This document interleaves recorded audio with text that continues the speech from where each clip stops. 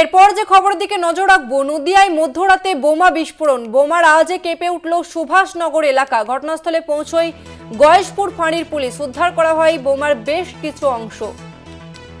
এই মুহূর্তে আমাদের সঙ্গে ফোন লাইনে রয়েছে প্রতিনিধি সুবল মজুমদার। সুবল, কাদের বিরুদ্ধে অভিযোগ উঠে আসছে এখনো পর্যন্ত, কি জানাচ্ছে পুলিশ? দেখো, ঘটনাটি ঘটেছে কল্যাণী থানার অন্তর্গত গয়েশপুর ফাঁড়ির সগুনা অঞ্চলের সুভাষনগর। গতকাল প্রায় 12:30 নাগাদ হঠাৎই বিকট একটি শব্দ, ধোঁয়ায় চারিদিক ভরে যায়। এলাকাবাসী তারা ছুটে আসেন এবং দেখতে পান যে পুরো ধোঁয়ায় ভরা এবং কাউকেই সেখানে দেখতে পাওয়া যায়নি।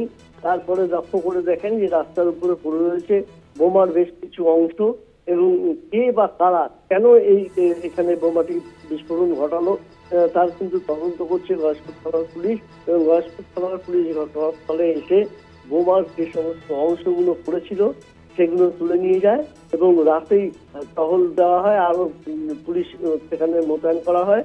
যদিও এই ঘটনার সঙ্গে কারা যুক্ত, কি উদ্দেশ্যে, কেন এই বোমাবাজি করলো তা কিন্তু এখনো পরিষ্কার নয়।